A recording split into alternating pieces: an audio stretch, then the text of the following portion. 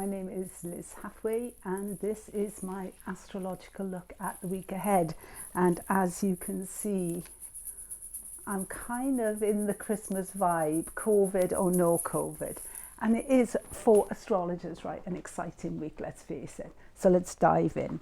Tomorrow, Monday, the 21st of December, it's all happening.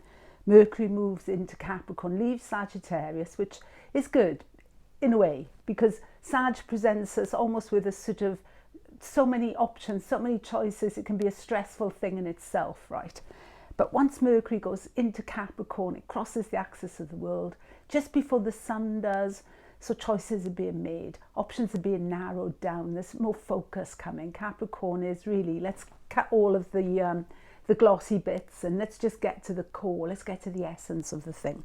So that's great. And shortly after, in the morning in Holland, 11:03, that'll be 10:03 GMT, sun goes into Capricorn, and then 18:22, I think that's GMT actually, I've written down here, we get the definitive Jupiter-Saturn conjunction in air. Wow. I mean, I almost want to stop for a minute and let that sink in, what we're talking about here. Let's earth that thought, right? Mercury in Capricorn, sun in Capricorn. It is air, of course, Aquarius. A lot of people think Aquarius is water because he always has that urn on his shoulder there, that urn that actually carries the only sweet water in the zodiac, right? This is the sweet water of reason. But it is an air sign, abstract thought, connectivity, those wavy lines of the Aquarian, the ankles, that kind of movement from the feet, Pisces are the feet, Aquarius are the ankles. So we're coming into a period now of around 200 years when the conjunctions of Jupiter and Saturn will be falling in air. And again, I think we need to anchor that thought because it's a big thought. Because the conjunctions in Jupiter, Saturn are leaving the element Earth. They're exiting, they're going out of it. They won't be back in there now in Earth for about 800 years because, Jupiter, Saturn conjunctions fall between 200 and 240 years in a particular element. So it'll be a long time before Jupiter, Saturn are back in Earth. We'll be a lot further down the road when that happens. But the first Jupiter-Saturn conjunction in air actually took place in 1980 in Libra, and it was a triple conjunction, which is in itself quite a rare thing. I mean, all of the rest of the conjunctions that will be taking place in air are singular. There'll be just one conjunction. There's one conjunction now in Aquarius. The next conjunction will be, I think, in Gemini, and then we have another one in Aquarius, but it's single conjunctions. But from December 1980 running through into 1981, we had a triple conjunction of Jupiter-Saturn in Libra. And then we had what I used to call the fallback conjunction to Earth in Taurus in 2000, but actually there is an astrological term for that, which I've just recently discovered. So you're never too old to learn something new, right? It's actually called the retrogression of the Jupiter-Saturn conjunction. So that's the correct term for it. So we had that fall back, or I still like that term actually, it's almost like, it is like a falling back onto an element which really has had its day, it's expiring.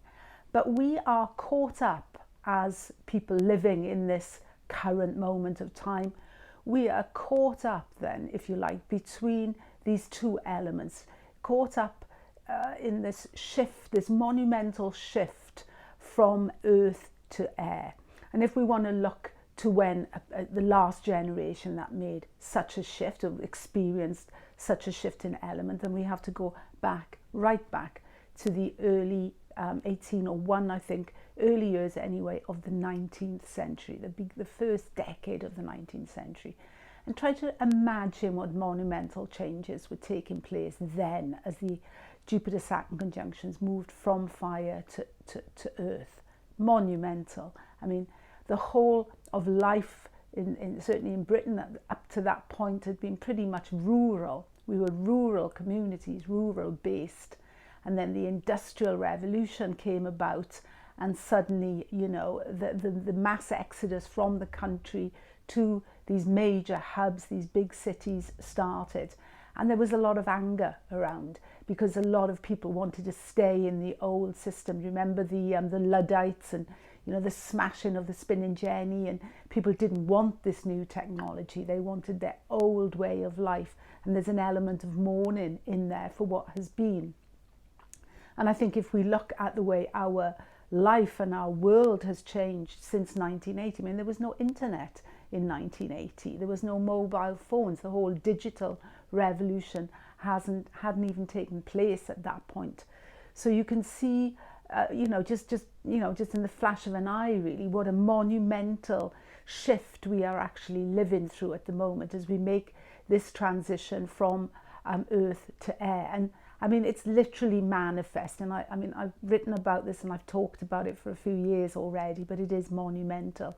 I mean, you can see it in simple things like the trouble on the high street and the shift of shopping to the online environment.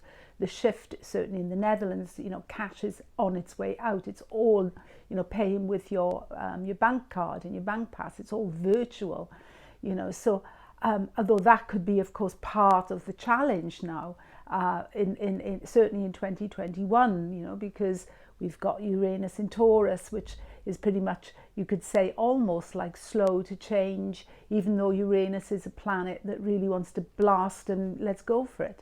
But there's this conflict between certainly Jupiter, Saturn and Uranus coming up next year. So, there'll be some interesting developments, I think, in the whole digital economy, and also, with how we do shopping and buy goods and do transactions online. So this shift, which has come about really by the digital revolution, is something that I find fascinating. It's one of the big themes, I think, of the Jupiter-Saturn conjunctions in air, how we learn to adapt to that, how we deal with the psychological and social consequences in changes to work, because work is earthy, isn't it? Roll up your sleeves and get down to it. Whereas when the more that robots come in and start to take over work, more people will be unemployed. So then we get to this really interesting situation whereby, certainly when Pluto comes into Aquarius, where we start to see, is everybody happy with this? And if not, what kind of changes in consciousness are going to come about? So the Jupiter-Saturn conjunction, I just want to say I am hosting with a colleague, Laura Boomer-Trent, we're hosting for 2 hours tomorrow. Our time is from 2 p.m. GMT, that's 3 p.m. in the Netherlands. It's a free event. We've got a 2-hour spot with Faye Blake as our guest coming in. We're going to be looking at the feminine, the sacred feminine, and just in general, getting into the vibe, the collective vibe of the shift of the Jupiter-Saturn conjunctions into air. I mean, air is everywhere.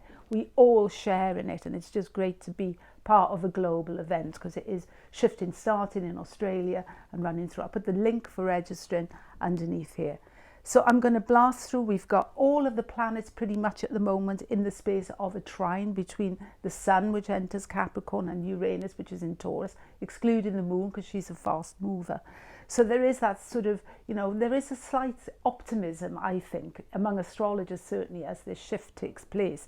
We know we're moving into something new. We're going to have a new president in the United States as well next year.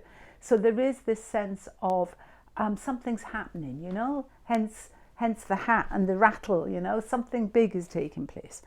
Wednesday, Mars square Pluto, so there is, and this is feeding into the Capricorn ingress of the Sun and the Jupiter-Saturn ingress into Aquarius. That's Mars anger square Pluto. Pluto is the only one left now. He's abandoned, he's left to his fate in Capricorn. So look out for anger, don't get riled, stay calm, breathe, centered. Friday, Mercury trines Uranus, which is, I think as well, a good time for getting things down on paper, for writing your intentions down. And in fact, we should be doing that as Mercury moves into Capricorn.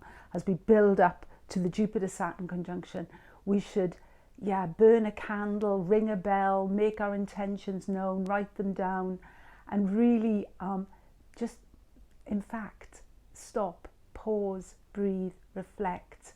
This is a great shift.